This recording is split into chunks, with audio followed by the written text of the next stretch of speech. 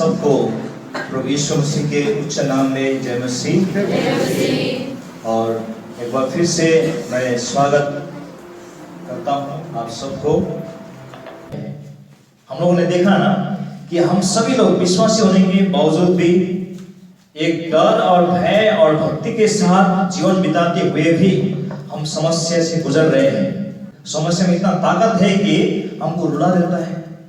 समस्या में इतना ताकत है कि हम आधी सांस लेते, सांस तो पूरा लेना चाहिए ना, ऐसे करके हम लोग आधी सांस में यहाँ लेके यहाँ तक फिर छोड़ देते हैं।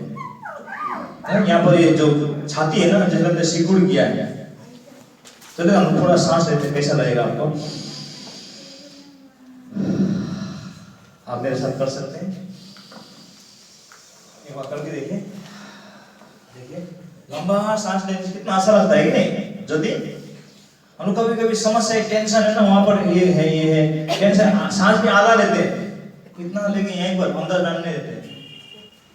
इसीलिए यहाँ जो यहाँ का है ना, एक प्रकार का दर्द सा होता है।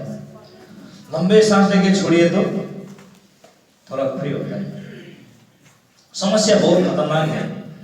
जो समस्या है ना, ये आपको शुगर भी दे सकता है। शुगर, चीनी बिना का शुगर, टेंशन चीनी शुगर का बीमारी देता है, मालूम है। जब हम टेंशन लेते हैं ना, तब अंदर में एक प्रकार का केमिकल रासायन उत्पन्न होता है और वो पैंक्रियास ग्लैंड को क्या करता है, मंद कर देता है। जहां से इंसुलिन बनता है उसको ढीला कर देता है, और इंसुलिन कम होने से शुगर होता है। चेन रिएक्शन होता है। टेंशन से ब्लड प्रेशर बढ़ता है, टेंशन से हाइपरटेंशन होता है ना। चिंतन फिक्रा से, समस्या से बहुत सारा साइड इफेक्ट है। लेकिन परमेश्वर का सॉल्यूशन जब हम आज देखेंगे कि परमेश्वर कुछ ऐसे तरीका से हमारे वो सारे समस्याओं को, टेंशन को लेते हैं और उनको भलाई में परिवर्तन करते हैं।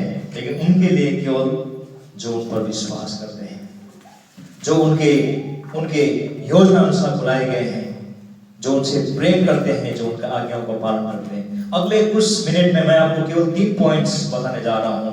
वो कौन कौन से 3 क्षेत्र हैं जहां पर परमेश्वर आपके समस्याओं को लेते हैं और उसको भलाई में कन्वर्ट करके आपको वापस देते हैं। जैसे प्लांट्स कार्बन डाइऑक्साइड को लेते हैं और हमारी भलाई के लिए, हमारी जिंदगी के लिए वो ऑक्सीजन के रूप में हमें वापस देते हैं।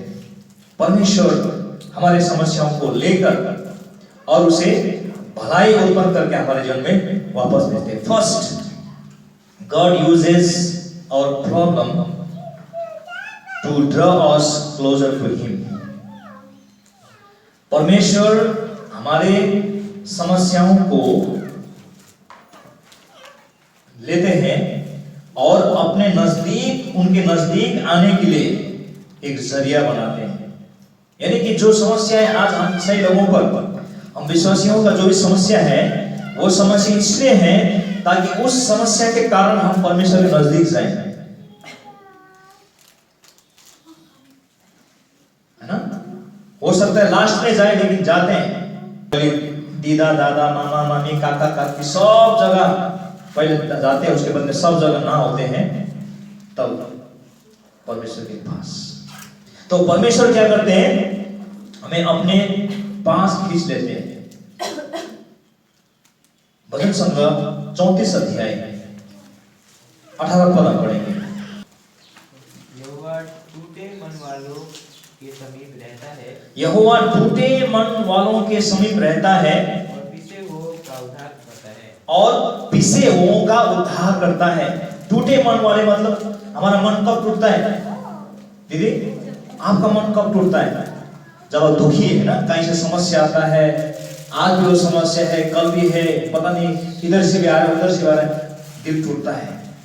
कभी अपने वाले तोड़ देते हैं, कभी पराये वाले, कभी अपने कारण से, कभी दूसरों के कारण से, कभी बाई चांस एक्सीडेंटली भी होता है।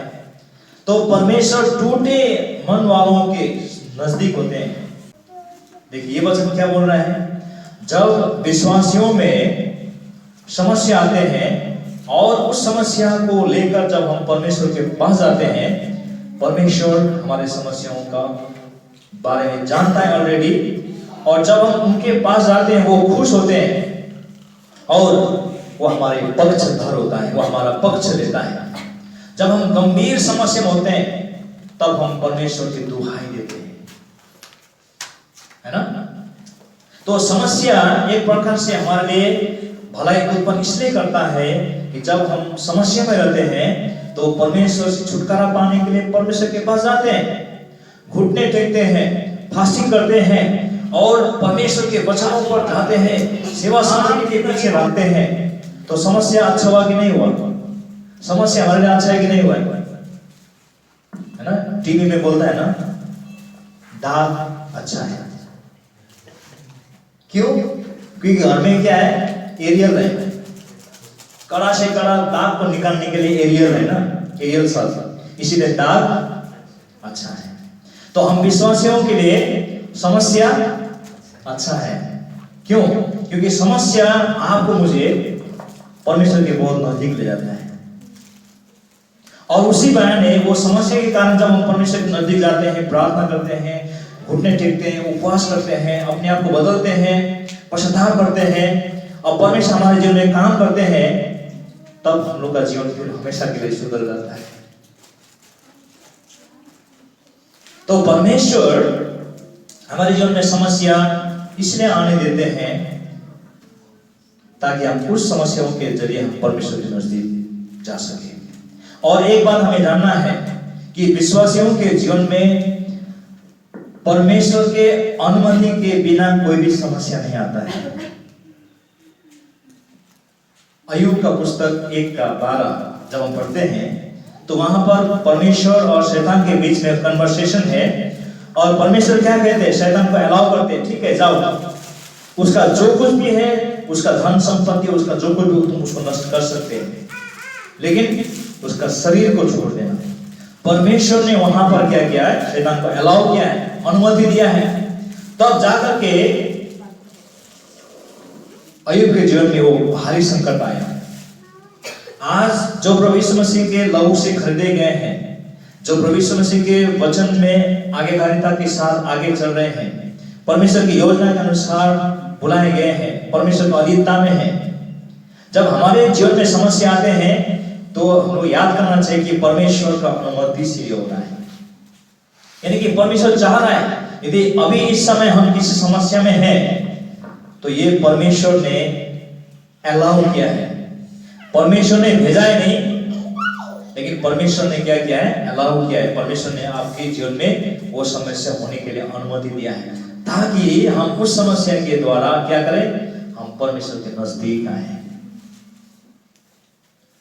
दूसरे कोरिन्थी में भी हम पढ़ेंगे एक जगह है, दूसरे कोरिन्थी 1 अध्याय का 8 और 9 पद। देखिए पौल क्या बोल रहे हैं? भाई लोग, ब्रदरन, मसीह भाई और बहन लोग, हम नहीं चाहते कि हम में जो क्लेश हुआ है, जो हम संकट में पड़े हैं, उससे आप लोग अनजान मत रहो। हम नहीं चाहते, आप जानो। आगे, हम ऐसे भारी बोझ से दब गए थे। हम ऐसे भारी बोझ से दब गए थे। देखिए परमेश्वर का दास लोग है, ये परमेश्वर के साथ काम करने वाले लोग हैं जो चमत्कार करते थे उस समय। हाँ, वो भविष्यवाणी बोलते थे, उनकी परछाई से भूत और दुष्ट आत्मा भागते थे। वो क्या बोल रहे हैं? समस्या का बोझ आ पड़ा था जो हमारी सामर्थ्य से बाहर था। वो हमारी सामर्थ्य से बाहर था।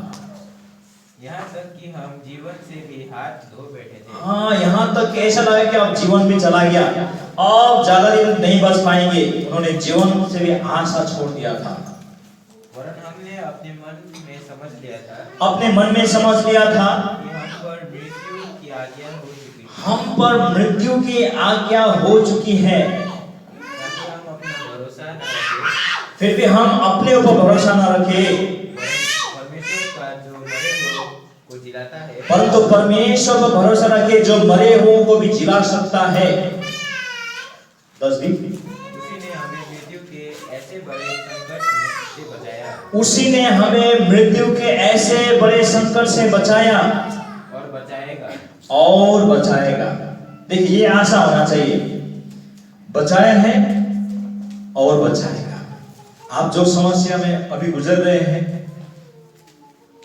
वचन के अनुसार आप इस बात को विश्वास कीजिए कि परमेश्वर की अनुमति से आपके परिवार में, आपके जीवन में यह समस्या हो रहा है।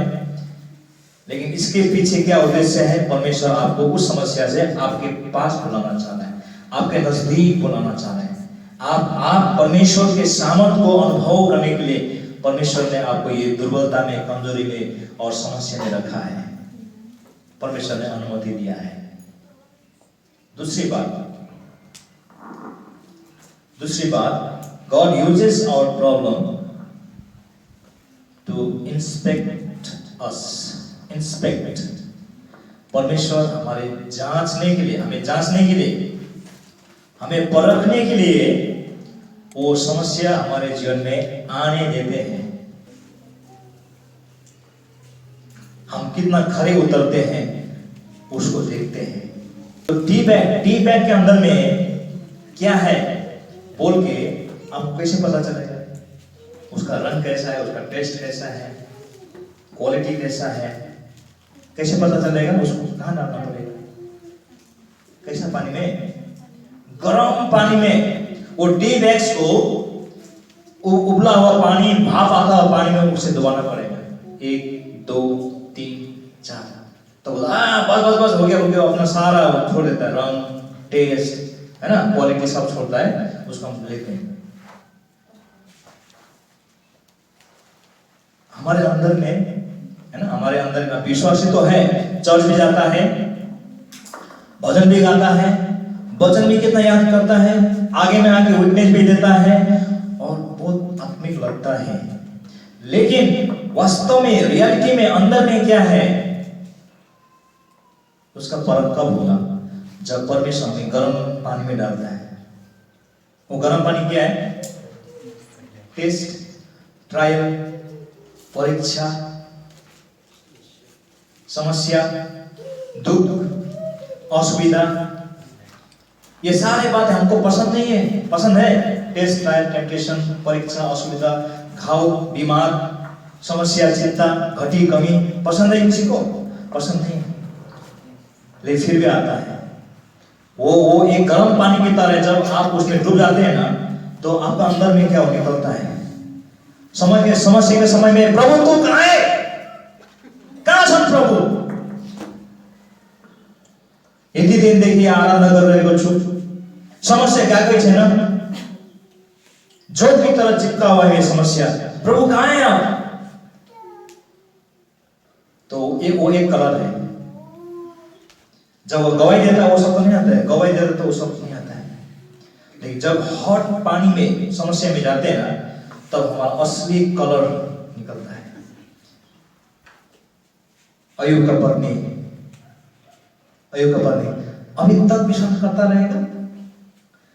तेरा 7 बेटा बेटी, 10 बेटा बेटी चला गया, 7,000 ऊँट चला गया, 3,000 भेड़ चला गया, इतना सुंदर मकान बनाया था वो भी चला गया, तुम्हारा पांव से लेकर के पांव सिर तक पूरा घाव है, अभी विश्वास है?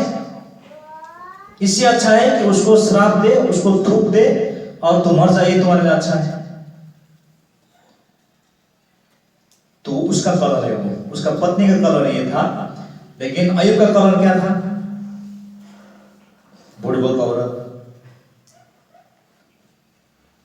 क्या सब भलाई और चंगाई और परिपूर्णता में केवल प्रभु का आराधना करेंगे? प्रभु ने दिया था, प्रभु ने दिया, प्रभु के नाम की बड़ाई हो। ये था अय्यूब का कलर। अय्यूब के अंदर में ये सब था। जब गर्म पानी में वो डुबाया गया ना, उसको ये अच्छा असली कलर निकल गया अय्यूब का, और उसका पत्नी का असली कलर भी निकल गया। एक ही घर में रहते हैं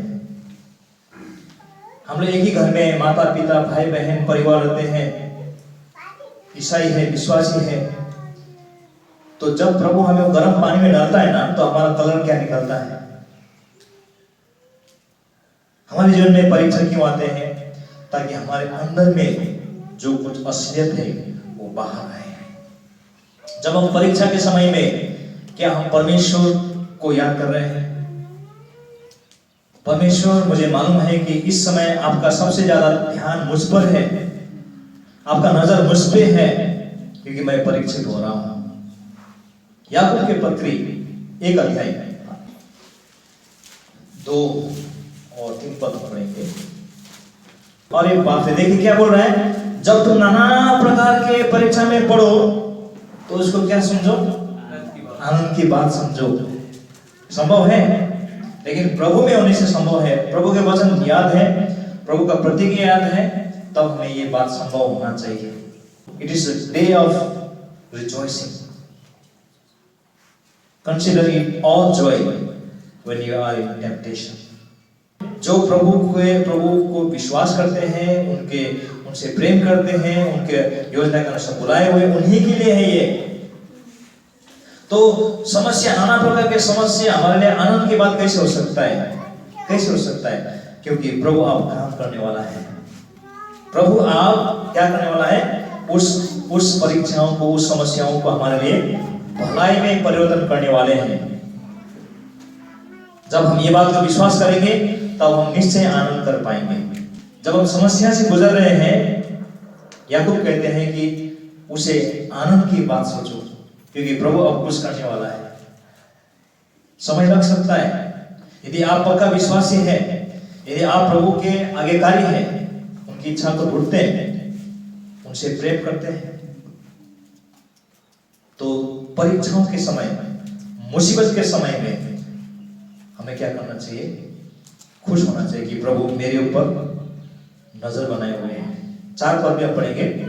पर धीरज को अपना पूरा काम करने दो, धीरज को अपना पूरा काम करने दो, कि तुम पूरे और सिद्ध हो जाओ, और तुम पूरे और सिद्ध हो जाओ, और तुम में किसी बात की घटी ना रहे। और तुम में किसी बात की घटना। धीरज, be patient when you are in problem, be patient. जब आप समस्या में हो, धीरजी बनो, रुको, और ये जानो, अपने आप से कहो कि प्रभु के रडार में हूं मैं। रडार देखते हैं, रडार, आप एयरपोर्ट के पास गए ना, ऐसा रडार घूमते रहता है, और वो रडार से 4-5 किलोमीटर के अंदर में क्या कुछ हो रहा है, वो उनका कंप्यूटर में सब फीडबैक देता है। तो हम परमेश्वर के रडार में है, परमेश्वर की नजर में है। जब हम परीक्षित होते हैं, समस्या में है, उस समय आनंद करो, क्योंकि उससे धीरज उत्पन्न होगा। जब आप धीरजी बनते रहोगे, तब क्या होगा? आप सिद्धता की ओर जाओगे, परफेक्शन की ओर जाओगे। अब्राहम एक ऐसा व्यक्ति था, आपको मालूम है, जब 99 साल में, जब उसका 100 साल हो गया, तब उसका अपना बेटा मिला। कितने खुश हुआ होगा, कितने बड़ी पार्टी दी, कितने जश्न मनाया। लेकिन कुछ ही साल बाद परमेश्वर कहते हैं कि इसे बलिदान चढ़ा, तेरा एकमात्र बेटा इसहाक को बलिदान चढ़ा। तो अब्राहम को कैसा लगा होगा?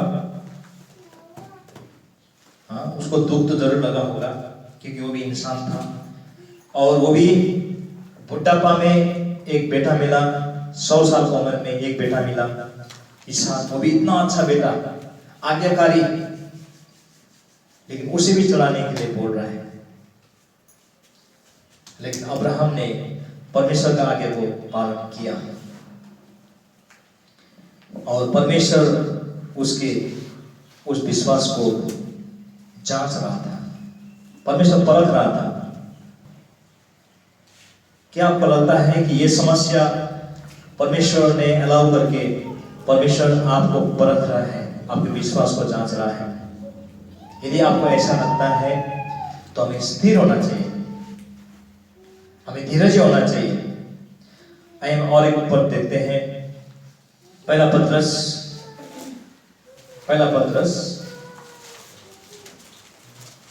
1 अध्याय का 6 और 7 पद। इस कारण तुम मगन होते हो, यद्यपि अवश्य है कि अभी कुछ दिन के लिए नाना प्रकार की परीक्षा के कारण दुखते हो। देखिए, तुम मगन होते हो किस कारण? क्योंकि आपका सारा विश्वास, भरोसा, आप देखते हैं कि परमेश्वर नियंत्रण में, परमेश्वर आपको देख रहे हैं, नाना प्रकार के समस्याओं के मध्य में आप क्या हो, मगन हो, बेफिक्री हो। यद्यपि अवश्य है कि अभी कुछ दिन के लिए नाना प्रकार की परीक्षाओं के कारण दुख में हो। नेक्स्ट पद, और यह इसलिए है कि तुम्हारा पड़का हुआ विश्वास जो आग से ताए हुए नाशवान, यह इसलिए है कि तुम्हारा पड़का हुआ विश्वास कैसा है, जो आग से ताए हुए नाशवान सोने से भी कहीं अधिक बहुमूल्य है। आग से ताया हुआ नाशवान सोने से भी बहुत ज्यादा बहुमूल्य है। जो विश्वास है, फेथ है ना, हमारा जो विश्वास है वो सोने को किस में परखा जाता है, आग में। सोना ओरिजिनल है कि डुप्लीकेट है उसको जानने के लिए उसे आग में डालना होता है। हमारा विश्वास को खरा उतरने के लिए, है ना, हमारा विश्वास को परिपक्व बनाने के लिए भी हमें परीक्षा रूपी आग में डालना होता है। परमेश्वर आज भी आपको मुझे वो सारे परीक्षा, सारे दुख अलाउ इसलिए करता है ताकि हम धीरे धीरे, है ना, हम उसके पुत्र यीशु के स्वरूप में बदल जाए। रोमे 8 का 29 पद पढ़ेंगे कोई। क्योंकि जिन्हें उसने पहले से जान लिया है उन्हें पहले से ठहराया भी है कि उसके पुत्र के स्वरूप में हो, कि उसके पुत्र के स्वरूप में, जिसे पहले जान लिया है उसे ठहराया है ना। परमेश्वर ने हम सबको पहले से जाना है, हमारे लिए पहले से योजना बनाया है और पहले से ठहराया है कि उसके पुत्र यीशु के स्वरूप में हो, है ना, in the likeness of his son Jesus. उसके पुत्र यीशु के स्वरूप में बदलना चाहता है। देखिए परमेश्वर का कितना बड़ा योजना है। आज हम लोग ना ये गहरी बात नहीं जानते, गहरी बात को हमें आज जानना है। यदि शैतान से लड़ना है, यदि ये संसारिक व्यवस्था से लड़ना है, प्रभु के सामने हमें पवित्र होना है, सिद्धता की ओर जाना है, तो प्रभु की ये योजना को जानना है। प्रभु का योजना क्या है कि इन्हीं परीक्षाओं के मध्य, क्योंकि प्रभु यीशु ने भी क्या किया, वो परमेश्वर का बेटा होते हुए भी भारी भरकम दुख को सहा और मृत्यु तक आज्ञाकारी रहा, और परमेश्वर ने उसको अति उच्च स्थान दिया कि उसके नाम में, यीशु के नाम में हर एक मिट्टी के। तो परमेश्वर ने भी आज वही योजना हमारे लिए दिया है कि पर हमारे जीवन में परीक्षा समस्या क्यों आते हैं, ताकि हमें उसी मार्ग से गुजरे, क्योंकि हम उसके चेले हैं। यीशु हमारा प्रभु है और हम उनके चेले हैं, और गुरु जिस मार्ग से गुजरा है, परमेश्वर चाहता है कि हम भी उसी मार्ग में गुजरे। हमारा विश्वास का परख हो, हमारा विश्वास का जचाई हो, और हम भी यीशु मसीह के जैसे हम बने। परमेश्वर का अल्टीमेट प्लान ये है। इसीलिए परमेश्वर हमारे जीवन में परीक्षा आने देते हैं। तीसरा अंतिम बात मैं बोलकर अंत करूंगा, God uses our problem to correct us। परमेश्वर हमें, हमारे जो समस्या आते हैं उसके द्वारा हमें क्या करते हैं, हमारे जीवन में अनुशासन देना चाहते हैं, हमें संभालना चाहते हैं, हमें सुधारना चाहते हैं, हमारे जीवन में संशोधन लाना चाहते हैं। परमेश्वर हमें हमारे जीवन में समस्या को क्यों आने देते हैं, ताकि उस समस्या के द्वारा हम क्या करें, सुधर जाए, परमेश्वर की पवित्रता में चले, परमेश्वर के साथ चले, है ना। क्योंकि हम लोग का जो इंसान का, मनुष्य का स्वभाव क्या है, जब तक हम किसी चीज को अनुभव नहीं करते तब तक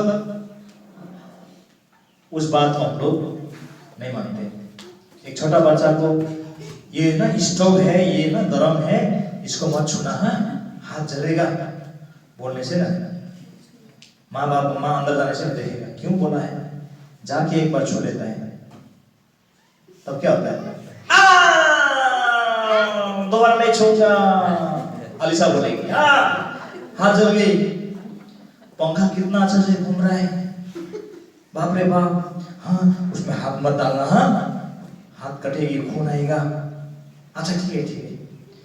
माँ चले जाएगी, देखता हूँ तो क्यों बोलता है, मना कर, देखो ना अलीसा ऐसे करके डालेगी, फिर क्या होगा, चिल्लाएगी, क्योंकि खून निकलता है ना। आशीष को भी बोला था मैंने जब वो छोटा था, लेकिन जब हम लोग का स्वभाव ऐसा नहीं कि जब तक हम उसको जांच करके देखेंगे विश्वास क्यों करेंगे? जब तक अनुभव नहीं करेगा ना, सुनने वाला नहीं है। पर हम लोग भी परमेश्वर का बच्चे लगे, देखो अच्छा मार्ग में चलो, है ना, भलाई करो, पवित्रता में चलो, विश्वास में चलो, हम लोग नहीं मानते हैं। तो परमेश्वर बोलता चलो इसको पढ़ने देते हैं थोड़ा। परमेश्वर अलाउ करते हैं।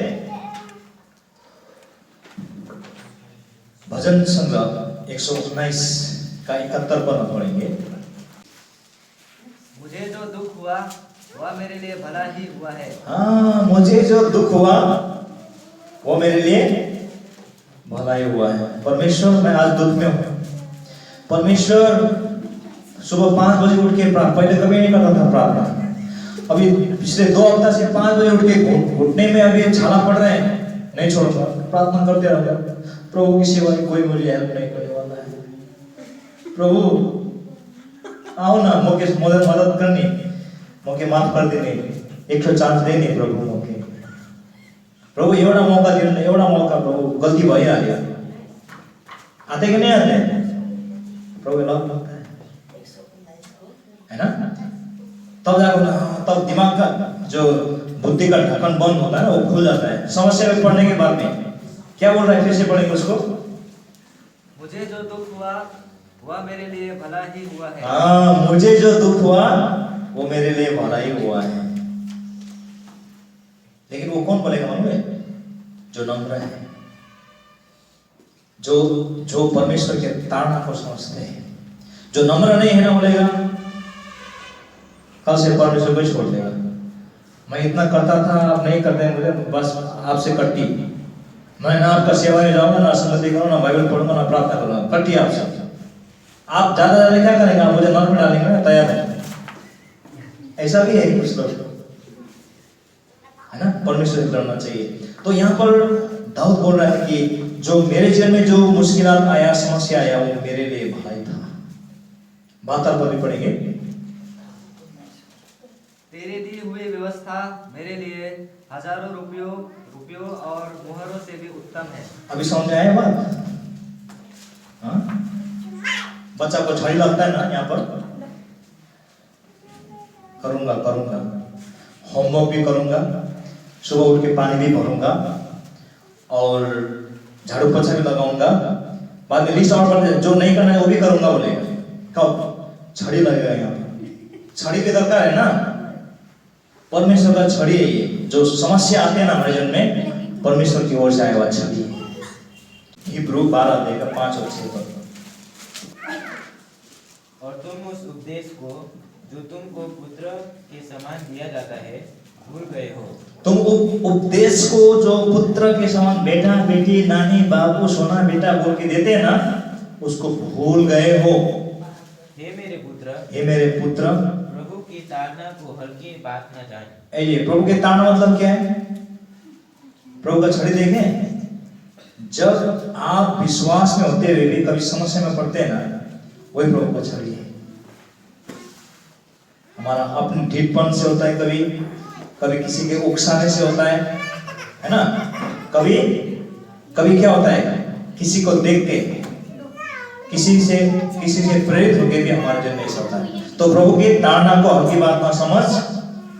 और जब वो तुझे घूर के तो साहस न छोड़। जब वो तुझे झिड़के तो साहस न छोड़। जब परमेश्वर आपको कुछ ताड़ना देते हैं ना, कुछ डिसिप्लिन करते हैं, तो साहस मत छोड़ो। क्योंकि प्रभु जिससे प्रेम करते हैं उसकी ताड़ना भी करता है और उसकी ताड़ना भी करते हैं। आगे, और जिसे पुत्र बना लेता है तो कोड़े भी लगाता है और उसे कोड़े भी लगाते हैं। देखिए हमारा परमेश्वर कैसा है, वो हमें सच्चा प्यार करते हैं। और सच्चा प्यार का मतलब क्या होता है? जरूरत पड़ने पर बच्चों को छड़ी भी लगाना है। मेरा बेटा, सोना बेटी, मेरे बेटी, लाडली बेटा, लाडली बेटी बोलते बोलते बड़े करेंगे ना, बड़े होकर समझ जाएंगे, तब वो कभी नहीं समझेगा। बड़े होने के बाद में वो उल्टा आपको धमकाएगा। अभी मैं बच्ची नहीं रहा, अभी वो बच्चा नहीं रहा, देखो ताकत हो गया, सावधान। उस समय क्या करेंगे? तो छोटे समय में ही क्या करना है? अनुशासन करना है। परमेश्वर के राज्य में हम परमेश्वर के बच्चे हैं। जब परमेश्वर हमें ताड़ना देते हैं, उसे हमें क्या करना है? ग्रहण करना है। जो परीक्षा, समस्या, दुख जो आ रहा है हमारे जीवन में, वो परमेश्वर की ओर से आया हुआ ताड़ना है। इनके लिए जो विश्वासी, जो प्रभु के आज्ञा को पालन करते हैं, प्रभु की योजना से बुलाए गए हैं। 7 पद, तुम दुख को ताड़ना समझकर सह लो। तुम दुख को ताड़ना समझकर सह लो। परमेश्वर तुम्हें पुत्र जानकर तुम्हारे साथ बर्ताव करता है। हाँ, क्योंकि परमेश्वर तुम्हें पुत्र, बेटा, बेटी जानकर तुम्हारे साथ क्या करते हैं? बर्ताव करते हैं। वो कौन सा पुत्र है जिसकी ताड़ना पिता नहीं करता? हाँ, वो कौन सा बेटा और बेटी होगी जिसका ताड़ना, जिसको डिसिप्लिन में अपना माँ बाप नहीं रखते हैं? परमेश्वर हमारा पिता है। और इसलिए जब हम परीक्षित होते हैं तो ये समझ ले कि ये परमेश्वर ने अलाउ किया है कि वो हमें क्या करे? सुधारे, हमारे जीवन में संशोधन लाए, हमारे जीवन में उन्नति लाए, हमारे जीवन में विकास लाए, हमारे कैरेक्टर को क्या करे? डेवलप करे। समस्या इसलिए विश्वासियों के लिए समस्या नहीं है, बल्कि आनंद का बात है ये। क्योंकि परमेश्वर जब हम परीक्षित होते हैं, समस्या में रहते हैं, परमेश्वर उन सारे समस्याओं को हमारे भलाई के लिए वो कार्य करते हैं, और केवल उनके लिए जो परमेश्वर से प्रेम करते हैं और परमेश्वर की योजना के अनुसार बुलाए गए हैं। परमेश्वर आज के इस वचन के द्वारा हम सबको बहुत तारीफ का आशीष दे। और जब हम अपने प्रत्येक दिन के जीवन में परीक्षित होते हैं, समस्या में पड़ते हैं, घटी कमी में होते हैं, उस समय हम सोचे कि परमेश्वर बड़ा कुछ करने वाला है। परमेश्वर आज नहीं तो कल एक बहुत बड़ा बदलाव लाने वाला है।